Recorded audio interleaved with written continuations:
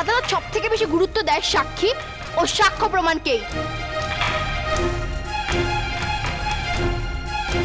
মিলন, ওগুলো কোনো সাক্ষ্য প্রমাণই নয়।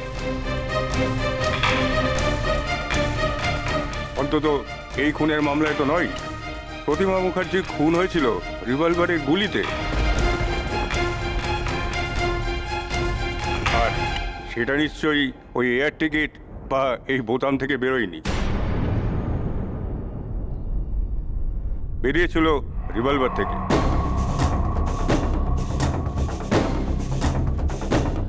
কেস স্টাডি করে আমি জেনেছি আই উইটনেসরা অভিযুক্ত ঝিলিক রায়কেই রিভলভার হাতে ডেকেছিলেন। এরপর আমার লয়ার বন্ধু কি বলবেন? ইয়োর অনার, রিক চ্যাটার্জিকে আমি হাড়ে হাড়ে চিনি।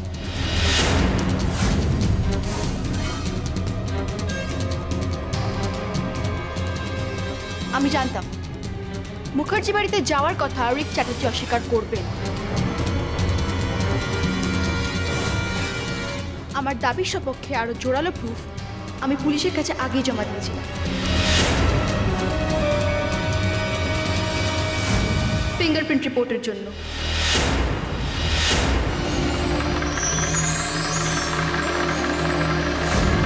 সেটা হলো একটা গ্লাস।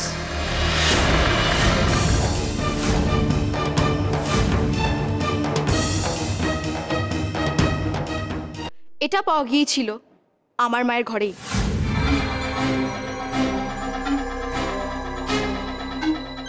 সেই রিপোর্ট, গ্লাস আর হাতের চাপ সংগ্রহের সেই বইটা আমি কোর্টে জমা দিতে বলবো।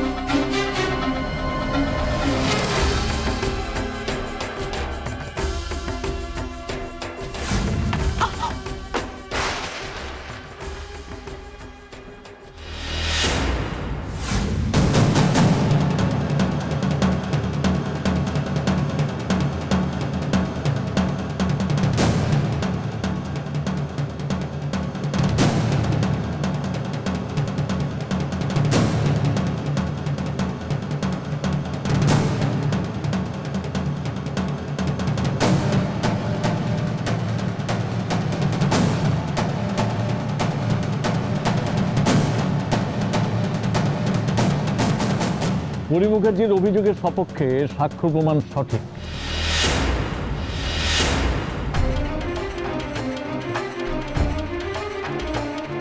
এবার আপনার কি বলার আছে মিস্টার রিক চ্যাটার্জি?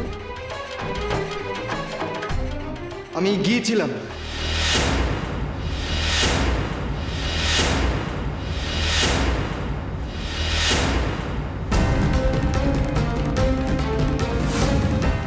মুখার্জি বাড়িতে সেদিন।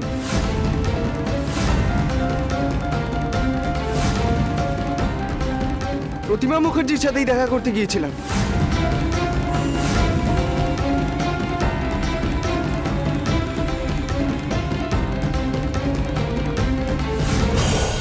কি ঘটেছিল সেদিন? অসত্যের আশ্রয় না নিয়ে সঠিক করে বলুন, স্পষ্ট করে বলুন।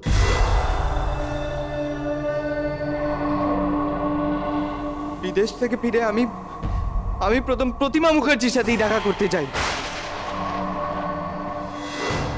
যদিও গিয়েছিলাম আমার একান্ত ব্যক্তিগত একটা কারণে, আর সেটা এখানে ভীষণ হাস্যকর শোনাবে।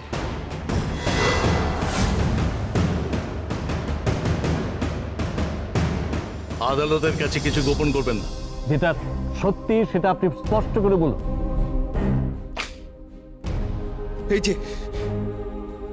এই যে মাননীয় আইনজ্ঞ পরি মুখার্জি, যিনি আমার উপর এরকম একটা মারাত্মক অভিযোগ এনেছেন, কোর্টে আপিল করে আমার হাতে সমন ধরিয়ে আজকে এখানে আদালতে টেনে এনেছেন আমায়।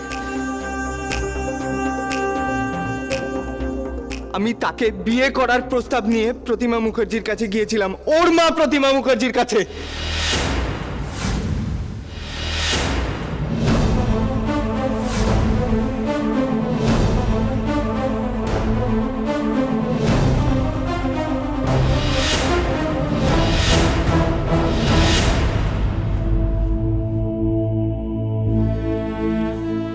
আমার বাবা সমরেশ চ্যাটার্জি, উনি চেয়েছিলেন আমার সাথে পরীর বিয়ে হোক, আর সেই খবরটা জানানোর জন্যই আমি প্রতিমা মুখার্জির কাছে গিয়েছিলাম।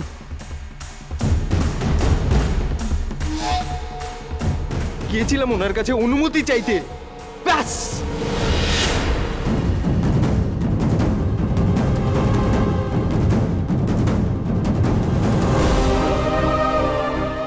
প্রতিমা মুখার্জি সেদিন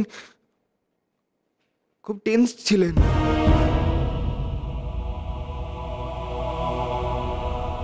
খুব ওয়ারিড ছিলেন। মনে হচ্ছিল উনি খুব ভয় পেয়ে আছেন।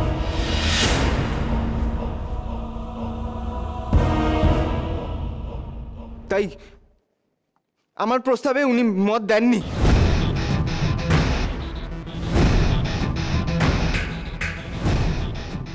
উনি মত, আর সেটা নিয়ে ওনার সাথে আমার মতান্তরও হয়েছিল।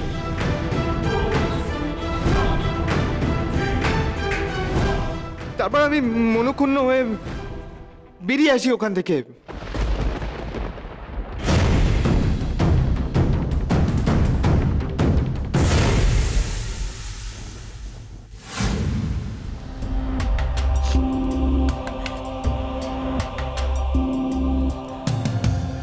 রিক, রিক প্লিজ আমার কথাটা একটু বোঝার চেষ্টা করো।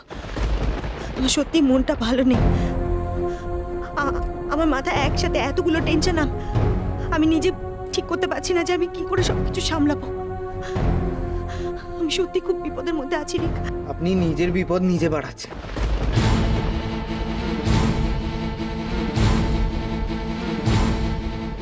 রিক প্লিজ বাবা, আমার কথাটা একবার শোনো। তুমি বাড়ি যাও, তারপর ঠান্ডা মাথায় একবার আমার কথাটা ভেবে দেখো। কি ভাববো? কি ভাববো? আমি কিছু ভাববো না, আপনি ভাববেন যা ভাববেন। ঠান্ডা মাথায় ভেবে দেখবেন আমি যে প্রস্তাবটা দিয়েছি সেটা ফিরিয়ে দিয়ে আপনি কত বড় ভুল করেছেন। খুব বড় ভুল করেছেন আপনি। নিজের ভুলটা বুঝতে পারলে ভালো, না বুঝতে পারলে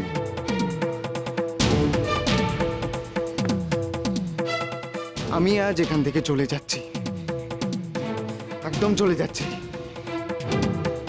কিন্তু আপনি ঠান্ডা মাথায় ভেবে কি ডিসিশন নিলেন সেটা জানতে আমি আসবো,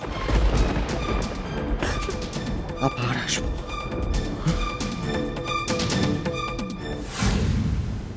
কিন্তু জজ সাহেব, আমি যখন মুখার্জি বাড়ি থেকে বেরোচ্ছি তখন একজনের সাথে আমার ধাক্কা লেগেছিল।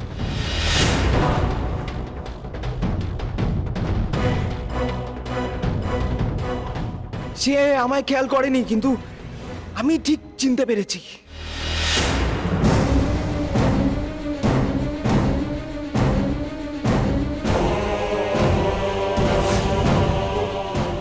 কে তিনি? আমার দিদি ভাই, আমার দিদি ভাই।